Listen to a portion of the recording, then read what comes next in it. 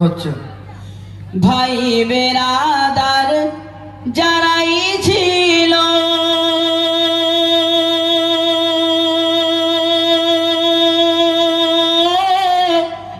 একে একে সব হারালো।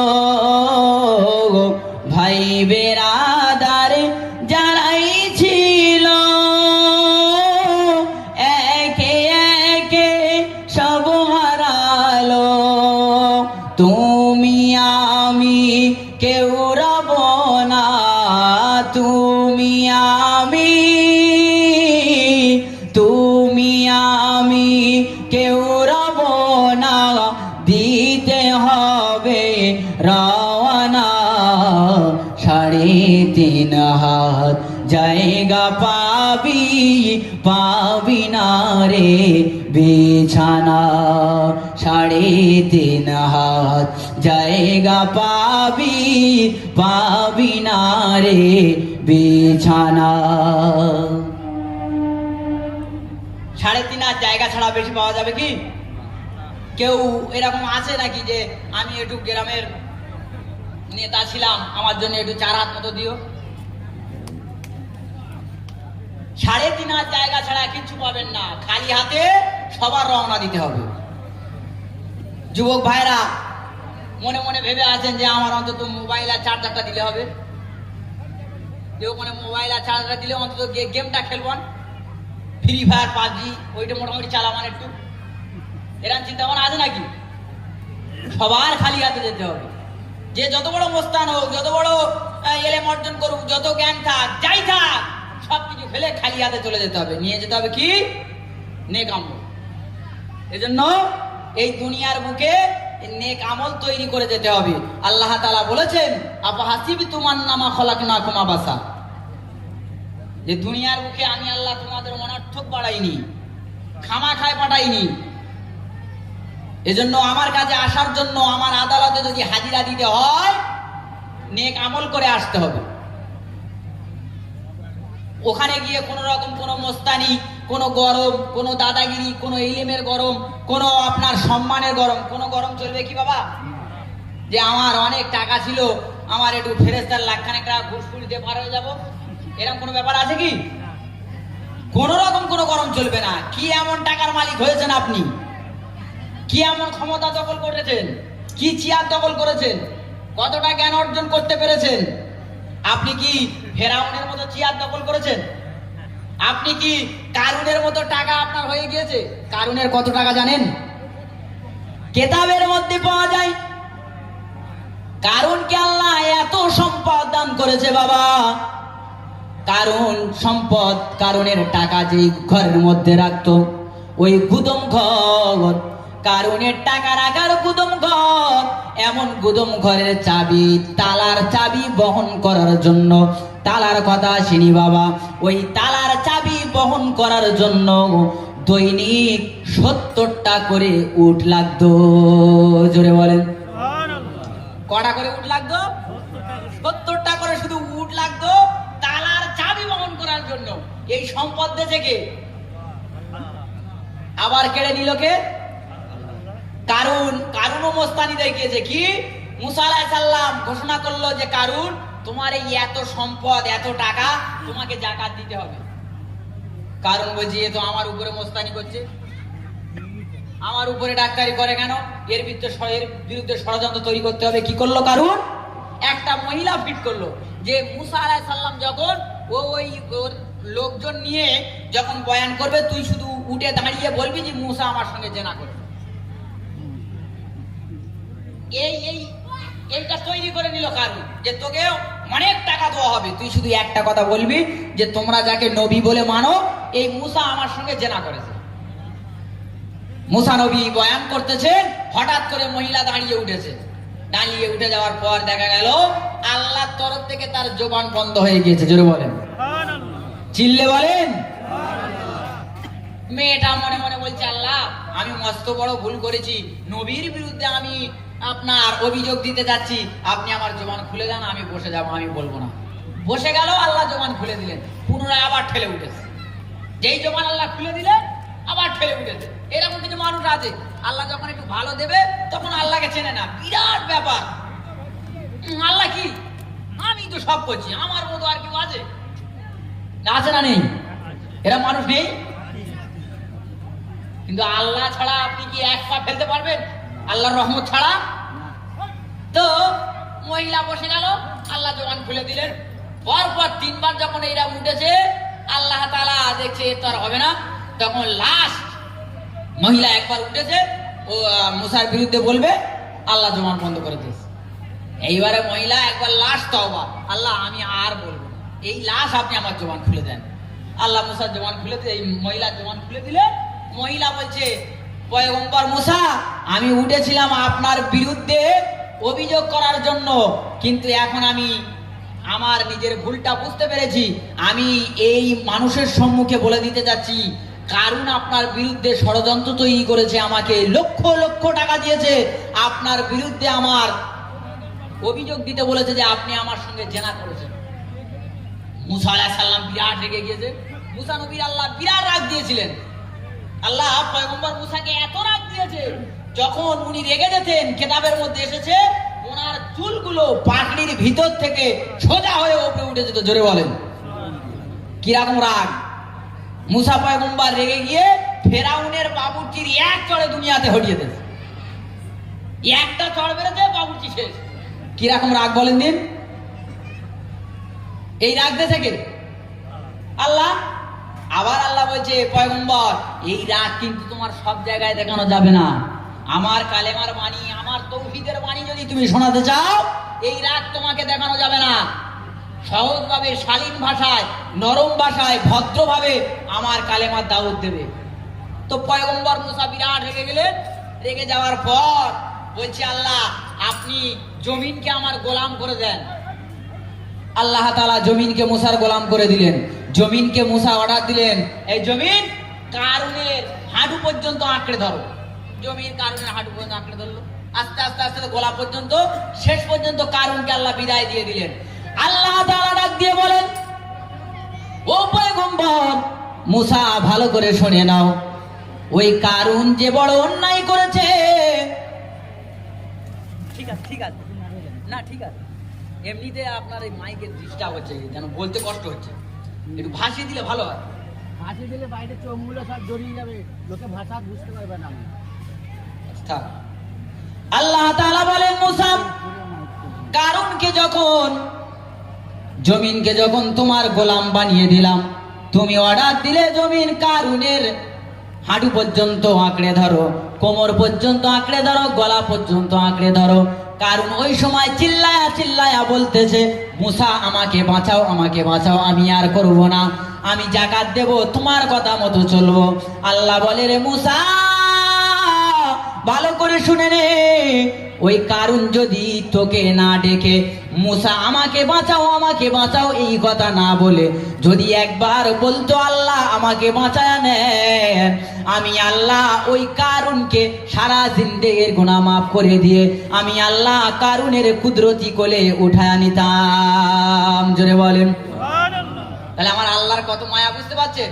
অত বেঈমানি করার পর আল্লাহ মুসাকে জানিয়েছে, মুসা কারুন শুধু একবার যদি আমাকে ডাকতো, তোমাকে না ডেকে, আমি আল্লাহকে যদি একবার ডাকতো, আমি সব ভুলে গিয়ে ওর জান্নাতি করে দিতাম। তো এই কারুনের কত টাকা হয়েছিল?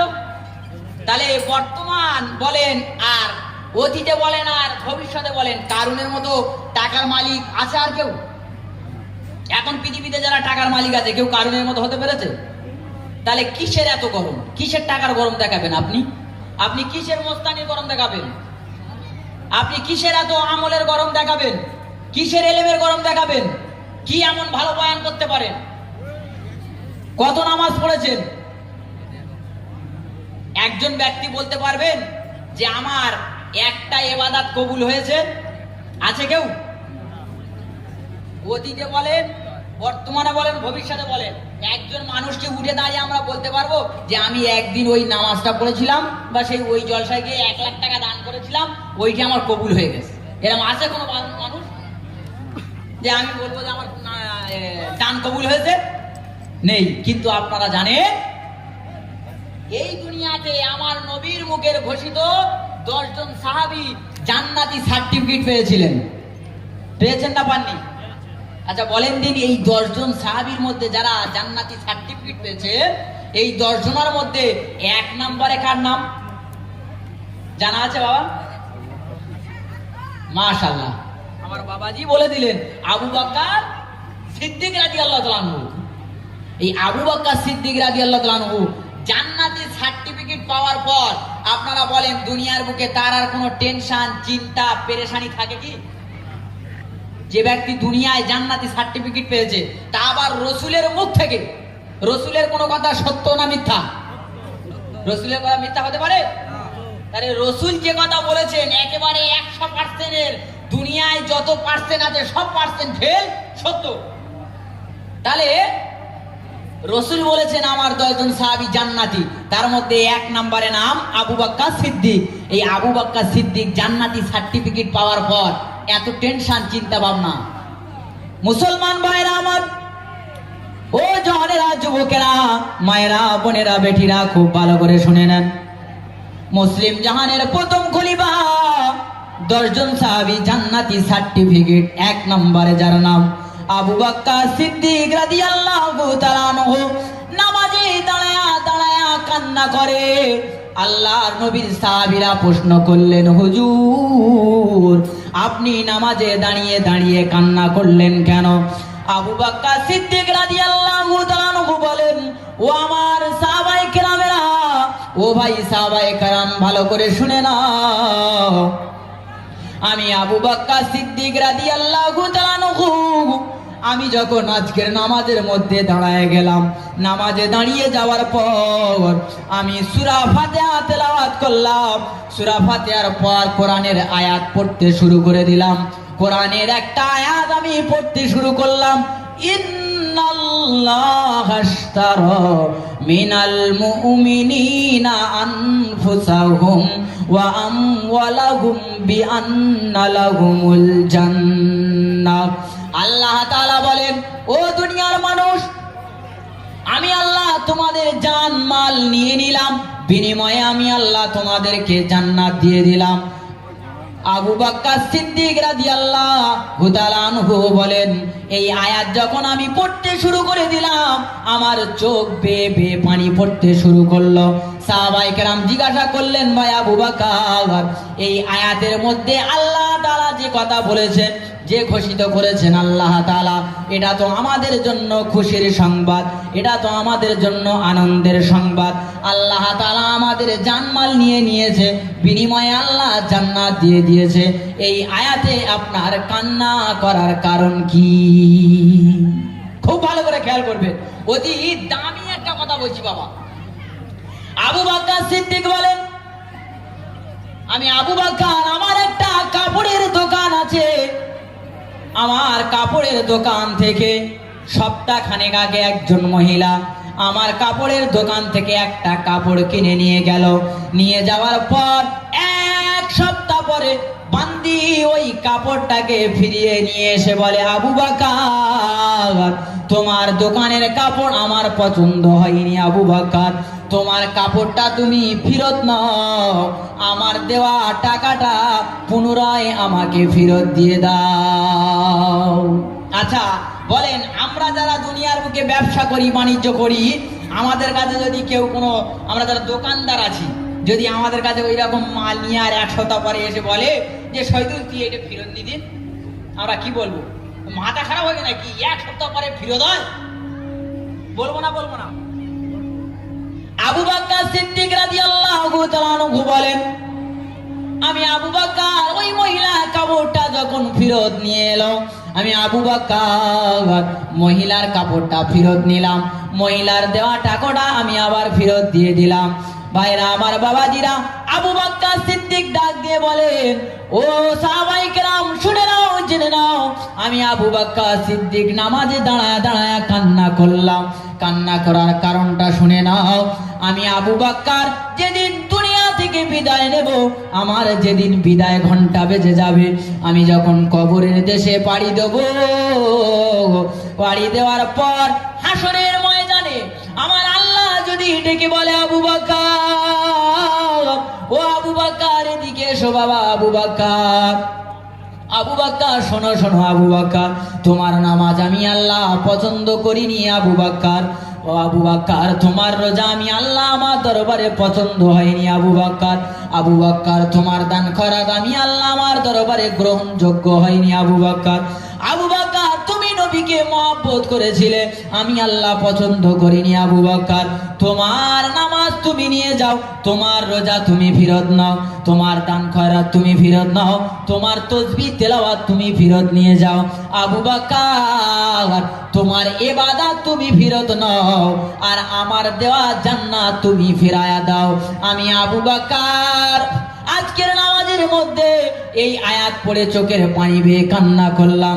আল্লাহ যদি বলে আবু বকর তোমার ইবাদত তুমি নিয়ে যাও আর আমার জান্নাত তুমি দিয়ে যাও, আল্লাহ যদি বেজার হয়ে আমার জান্নাতটা ক্যান্সেল করে দেয়, এই ভেবে ভেবে ভেবে ভেবে আমি আবু বকর আমার চোখ বেয়ে বেয়ে পানি পড়তেছে। জোরে বলেন, আরো চিল্লে বলেন সুবহানাল্লাহ। আচ্ছা বলেন, জান্নাতি সার্টিফিকেট পাওয়ার পর তার যদি এই চিন্তা ভাবনা আসে, আমরা তো জান্নাতি সার্টিফিকেট পাইনি, একটা ইবাদত কবুল হয়নি গ্যারান্টি নেই, কবুল হয়েছে কোনো গ্যারান্টি নেই, আমাদের মধ্যে কিরাম গরম বলেন দিন। কিছু কিছু আপনাদের এখানে হয়তো ভালো, আপনাদের এখানে কথা বলবো না, আমাদের ওইদিকে যারা মানে মুসল্লি বিরাট তাদের ভাবতা, যারা ওই যুব ছেলেরা নামাজ পড়ে না ওদের দেখতে পারে না, ওরা 5 ওয়াক্ত নামাজ পড়ে। ইমাম সাহেবের বিরাট মানে ভাবতাল নেয়, আমি এত বড় মুসল্লি, আমার এত টাকা আছে, আমার উপর ইমাম সাহেব কথা বলে। হয় না এরকম? আপনাদের এখানে হয় না, আপনাদের এখানে কথা বলছি না, আমাদের দিকে বিরাট হয়।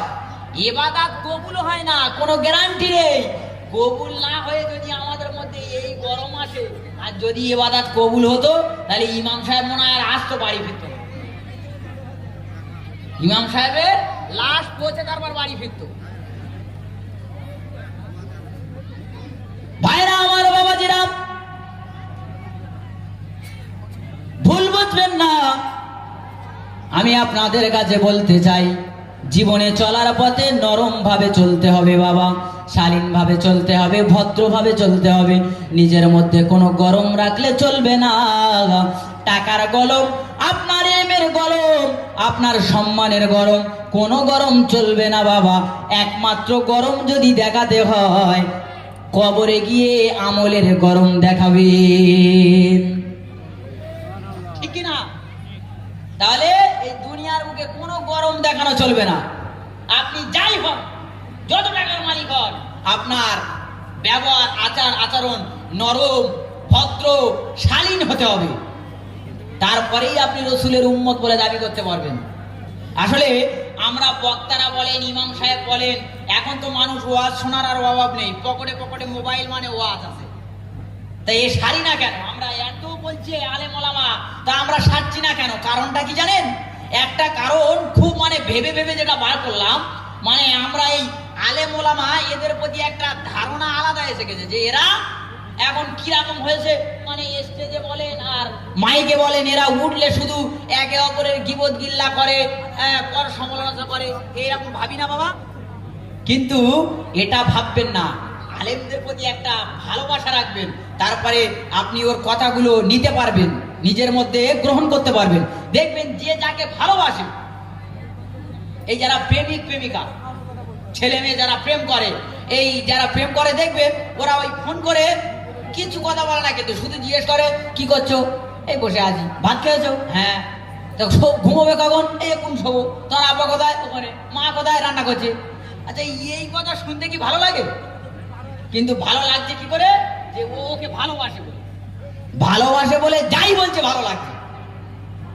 তো আলেমদের প্রতি যদি আপনারা একটা ভালোবাসা রাখেন না, আলেমদের যে কোনো কথা নিতে আপনাদের ভালো লাগবে। এই যে একটা উদাহরণ দিই, আমরা পুলিশ, এই পুলিশটা যখন আমাদের সামনে কেউ ব্যবহার করে, পুলিশ ভাষাটা আমরা সবাই ভেবে নিই কি, যে পুলিশ মানে ঘুষখোর। ভাবি না। কিন্তু কোন একজন পুলিশ কোথায় একবার ঘুষ খেয়েছে, আমরা পুরো পুলিশ স্টাফকে ঘুষখোর বানিয়ে দিচ্ছি। একদম ভুল কথা। সব পুলিশ কি ঘুষখোর? একজন গরিব মানুষ, খুব গরিব, মানে সংসার চালিয়ে চালিয়ে চালিয়ে চালিয়ে ওর ওই 1 লাখ টাকা মতো দেনা হয়ে গেছে। দেনা হয়ে যাওয়ার পর ও আল্লাহর কাছে চিঠি লিখছে। কার কাছে চিঠি লিখছে? আল্লাহর কাছে। আল্লাহর কাছে চাইতে গেলে যে নামাজের মধ্যে চাইতে হবে এটা ওর ধারণা নেই, গোমড়া তো। আল্লাহর কাছে চিঠি লিখছে যে আল্লাহ, আমি এই সংসার চালাতে গিয়ে অনেক হেপায় পড়ে দেনাদানি হয়ে গিয়েছে লাখখানিক টাকা, আপনি আমার লাখখানিক টাকা দেন। তো যখন এইভাবে চিঠি লিখে আর ওই পায়রার মুখে করে পাঠিয়ে দিচ্ছে আল্লাহর কাছে, তখন এরকম সিস্টেম ছিল। তো পুলিশ দেখছে পায়রার মুখে, কি দেখি বলে, পুলিশ পায়রাটাকে নামিয়ে ওই চিঠিটা পড়ে দেখছে যে আল্লাহ, আমি খুব বিপদে পড়েছি, সংসার চাইলে লাখখানিক টাকা মতো দেনা হয়ে গেছে, তা তুমি আমার লাখখানিক টাকা দাও। তা পুলিশরা ওরা দেখছে যে ইয়ে তাহলে খুব বিপদে পড়েছে মনে হয়, তা এক কাজ করি, আয় আমাদের সকলের মাইনে থেকে, ভাই যারা দাঁড়িয়ে আছেন মেহেরবানি করে বেয়াদবি নেবেন না, আপনাদের আমি অনুরোধ করে বলবো, যারা দাঁড়িয়ে আছেন একটু বসে যান, বসে যান, একটু বসে যান। এই মাহফিলে বসলে লস না লাভ? তাহলে আমরা লাভটাকে কেন ছেড়ে দেবো? আমরা মানুষ শুধু তো লাভ খুঁজি, সব জায়গায় লাভ, তাহলে এই জায়গায় লাভটা কেন ছাড়বো? বসে যান, মেহেরবানি করে বসে যান। একবার তাকবীর দেন, নারায়ে তাকবীর, নারায়ে তাকবীর। একটু নড়ে চড়ে তাকবীর দেন, নারায়ে তাকবীর, নারায়ে তাকবীর। মাশাআল্লাহ মাশাআল্লাহ, আপনাদের মোটামুটি শোনার আগ্রহ আছে। তাকবীরের যা আওয়াজ দেখছি একটু বেড়েছে সামান্য, যদি ফুল ভলিউমটা একটু দেন পরে তো আর তাবারক সাহেব আছে তো, হবে তো, চিন্তা করছেন কেন? একটু তাকবীর দেন না জোরে, নারায়ে তাকবীর, নারায়ে তাকবীর। যাই হোক, সবাই বসে যান। যে কথা বলছিলাম, তো পুলিশ ওই সবাই কি করলো, যে সবার মাইনেতে কিছু কিছু টাকা নিয়ে 2000 1000 করে নিয়ে 50,000 টাকা করে আর বলছে চ ওর বাড়িতে দিয়ে আসি বলে সমস্ত পুলিশ ওরা ওই গাড়ি নিয়ে ওর বাড়ির সামনে এসে বলছে, অমুক ব্যক্তি আছো? বলছে জি স্যার। পুলিশ এসেছে, ও তো মাথা খারাপ, কি ব্যাপার সর্বনাশ, আমার বাড়ির সামনে পুলিশ কি করে, কেন কি? বলছে এসো না, এদিকে এসো। বলছে জি স্যার বলেন। বলছে তুমি আল্লাহর কাছে চিঠি লিখেছো? বলছে আমি আল্লাহর কাছে চিঠি লিখলাম, আপনারা কি করে খবর দেবেন? লিখেছো হ্যাঁ না? বলছে জি স্যার আমি লিখেছি। ভালো কথা, এই শোনো, আল্লাহ তোমার জন্য 50,000 টাকা পাঠিয়েছে। ও তখন বলছে যে আল্লাহ তুমি দিলে ভালো জিনিস, জিবরাইলকে আমার কাছে পাঠাতে পারতে, এমন একজন লোকের কাছে দিলে যে 50,000 টাকা ঘুষ খেয়ে নিল। মানে কথা দ্বারা আমি এটা বোঝাতে চাইলাম আপনাদের,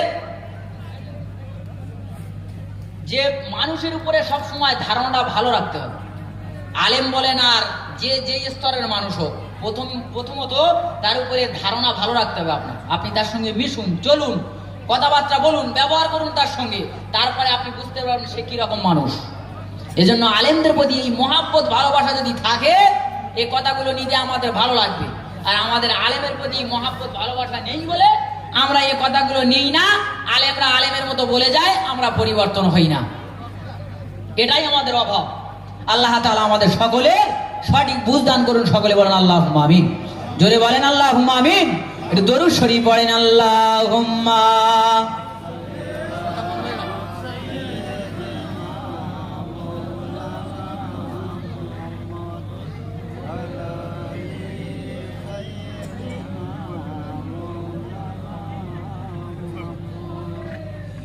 খুব মহব্বতে আল্লাহুম্মা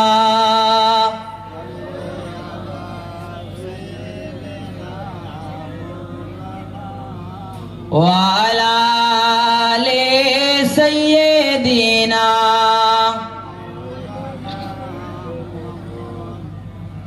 ও আমিনা তোমার ঘরে, ও আমিনা তোমার ঘরে নূরের আলো জানলো কে, চন্দ্র সূর্য হার মানিল সেই আলোর ওই রোশনীতে। চন্দ্র সূর্য যে আলোতে, চন্দ্র সূর্য যে আলোতে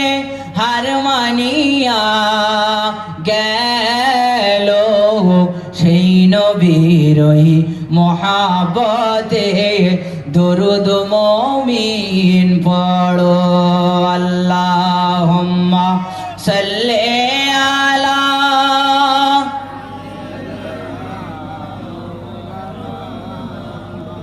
ওয়া আলা আলি সাইয়্যিদিনা।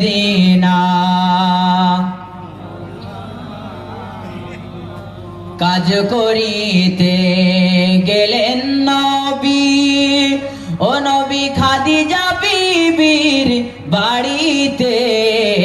কাজ করিতে গেলেন নবী খাদিজা বিবির বাড়িতে।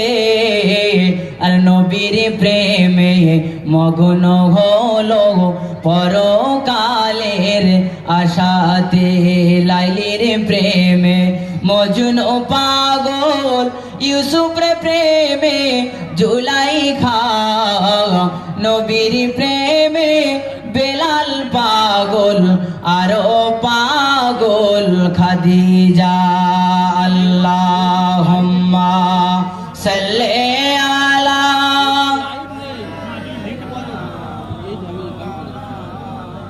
ওয়া আলা আলি সাইয়্যিদিনা।